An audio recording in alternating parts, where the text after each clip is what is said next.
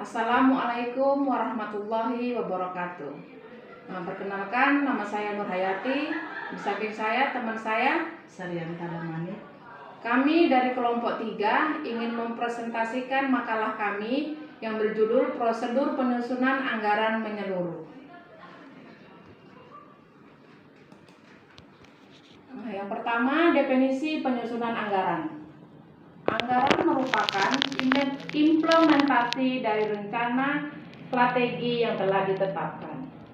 Penyusunan anggaran adalah proses pengoperasionalan rencana dalam bentuk pengkualifikasian, biasanya dalam unit moneter untuk kurun waktu tertentu. Unsur anggaran. Anggaran mempunyai 4 unsur, yaitu 1. Rencana, yaitu suatu penentuan terlebih dahulu tentang aktivitas atau kegiatan yang akan dilakukan di waktu yang akan datang. 2. Meliputi, yaitu mencakup semua kegiatan yang akan dilakukan oleh semua bagian-bagian yang ada dalam perusahaan. Yang ketiga, dinyatakan dalam unit moneter, yaitu unit atau kesatuan yang dapat diterapkan pada berbagai kegiatan perusahaan yang beraneka ragam. Adapun unit moneter yang berlaku di Indonesia adalah rupiah. 4.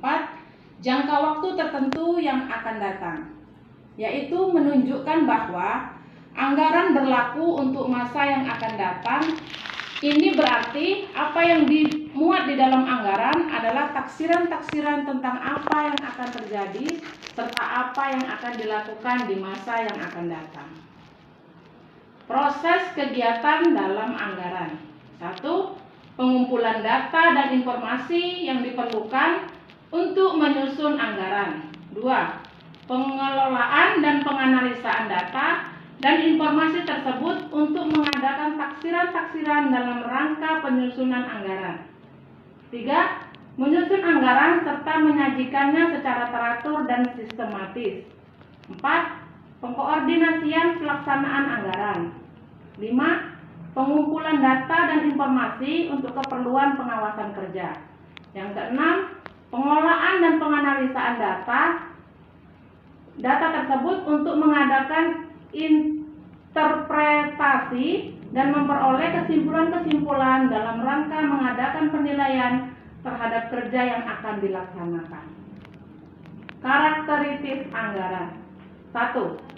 Anggaran mengestimasikan potensi laba dari bisnis tersebut. 2. Dinyatakan dalam istilah moneter. 3. Biasanya meliputi waktu selama 1 tahun. 4. Merupakan komitmen manajemen. Manajer setuju untuk menerima langsung tanggung jawab atas pencapaian tujuan-tujuan anggaran. Yang kelima, usulan anggaran ditinjau dan disetujui oleh pejabat yang lebih tinggi wewenangnya dari pembuat anggaran. Yang keenam, setelah disetujui, anggaran hanya dapat diubah dalam kondisi-kondisi tertentu. 7. Secara berkala, kinerja keuangan aktual dibandingkan dengan anggaran dan varians dianalisis serta dijelaskan. Hubungan dengan perencanaan strategis. Perencanaan strategis adalah proses untuk memutuskan hakikat dan ukuran dari beberapa program yang harus dijalankan guna mengimplementasikan berbagai strategi organisasi. Baik perencanaan strategis dan penyusunan anggaran melibatkan perencanaan, namun jenis aktivitas perencanaannya adalah berbeda antara kedua proses tersebut. Dan selanjutnya akan dibacakan oleh teman saya. Kegunaan penyusunan anggaran, yaitu 1. Untuk menyesuaikan rencana strategis. Yang kedua, untuk membantu mengkoordinasikan aktivitas dari berbagai bagian organisasi. Yang ketiga, untuk menugaskan tanggung jawab kepada manajer untuk mengotorisasi jumlah yang berwenang untuk mereka gunakan dan untuk menginformasikan kepada mereka mengenai kinerja yang diharapkan dari mereka. Dan yang keempat, untuk memperoleh komitmen yang merupakan dasar untuk mengevaluasi kinerja aktual manajer. Anggaran-anggaran lain meliputi 1. Anggaran modal.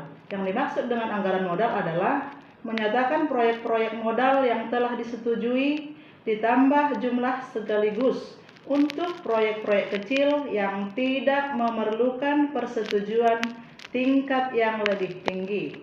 Yang kedua adalah anggaran neraca. Maksudnya menunjukkan implikasi neraca dari keputusan-keputusan yang tercakup dalam anggaran operasi maupun anggaran modal. Yang ketiga, anggaran laporan arus kas.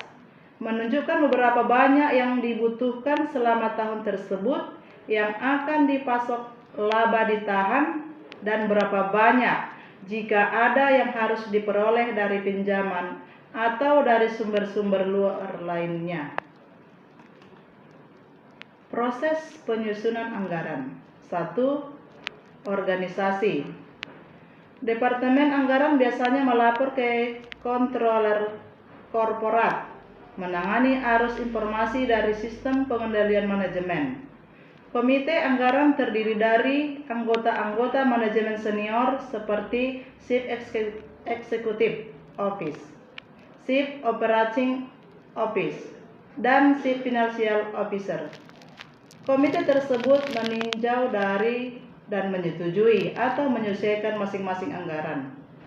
Yang kedua, penerbitan pedoman. Langkah pertama dalam penyusunan anggaran adalah mengembangkan pedoman yang mengatur penyusunan anggaran untuk disebarkan ke semua manajer. Pedoman ini adalah yang dinyatakan sebagai implisit dalam rencana strategis dan dimodifikasi sesuai dengan perkembangan yang telah terjadi semenjak disetujui, khususnya kinerja perusahaan sampai tanggal tersebut dan prediksi terakhir. Yang ketiga adalah usulan awal anggaran. Menggunakan pedoman tersebut, manajer pusat tanggung jawab dibantu dengan stafnya mengembangkan permintaan anggaran. Karena sebagian besar pusat tanggung jawab akan memulai tahun anggaran dengan fasilitas, karyawan, dan sumber daya lain yang sama seperti yang mereka miliki saat ini. Maka anggaran ini didasarkan pada tingkatan yang ada, yang kemudian dimodifikasi sesuai dengan pedoman.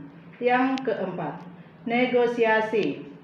Pembuat anggaran mendiskusikan usulan anggaran dengan atasannya. Ini merupakan inti dari proses tersebut. Alasan cenderung untuk menilai validata dari tiap penyelesaian. Dan yang kelima, tinjauan dan persetujuan. Usulan anggaran diajukan melalui beberapa tingkatan yang berjenjang dalam organisasi. Ketika usulan tersebut mencapai puncak dari unit bisnis, analis pengumpulan potongan-potongan tersebut bersama-sama dan memeriksa totalnya. Sebagian analis mempelajari konsistensi. Misalnya, apakah anggaran produksi konsisten dengan rencana volume penjualan? Persetujuan terakhir direkomendasikan oleh Komite Anggaran kepada CEO. CEO juga menyerahkan anggaran yang telah disetujui kepada Dewan Direksi untuk disahkan. Hal ini terjadi pada bulan Desember, tepat sebelum awal tahun anggaran. Demikianlah presentasi dari kami. Kami akhiri dengan wabillahi taufik wal hidayah. Assalamualaikum warahmatullahi wabarakatuh.